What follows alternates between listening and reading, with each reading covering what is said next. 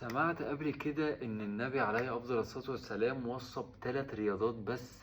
سبحان الله، والسر وراها غريب جدا. ركز معايا وكمل الفيديو لحد النهاية. أول رياضة معانا السباحة. السباحة مش بس تمرين للجسم، دي تدريب كامل للقلب والرئة وكل عضلة في جسمك. النبي صلى الله عليه وسلم كان بيحب السباحة لأنها بتقوي التحمل وبتدي الجسم طاقة كده وبتخليك جاهز لأي موقف. وده اللي العلم الحديث بيأكده النهاردة. السباحة أفضل رياضة للقوة والتحمل البدني. أنا جربت الحمد لله السباحة و يعني كام شهر كده وقفتها، بس مبسوط قوي ان انا جربت الرياضة دي. تاني رياضة معانا الرماية. دي بقى انا لسه ما جربتهاش، يعني انا الرماية دي حاطط تارجت كده لنفسي وهدف ان انا ان شاء الله اجربها قريب باذن الله. الرماية دي يا سيدي مش بس تصويب، دي تدريب للمخ كمان. بتعلمك التركيز والصبر والثبات الجسم والعقل. كل ده بيقلل التوتر وبيزود الانتباه. يعني النبي صلى الله عليه وسلم كان بيجهز أصحابه مش بس جسديا، ده كمان ذهنيا. تالت رياضة وآخر رياضة معانا ركوب الخيل.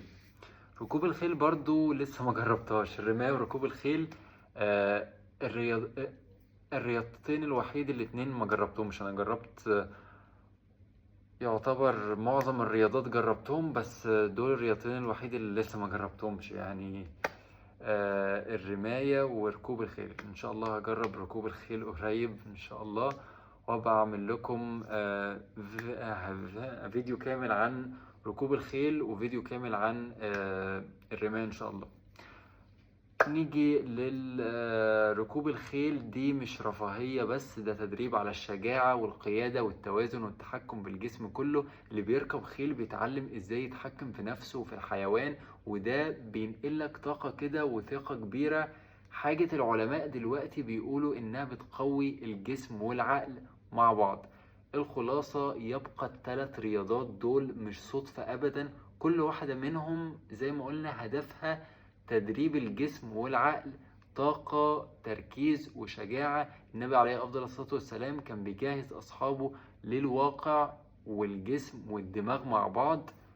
ولو عايز تعرف بقى أسرار أكتر وأكتر عن الرياضات اللي كانت بتدي القوة والذكاء مع بعض، اعمل لايك وشير واشترك في القناة لو لسه ما اشتركتش، وفعل زر الجرس عشان يوصلك كل جديد. أشوفكم الفيديو الجاي.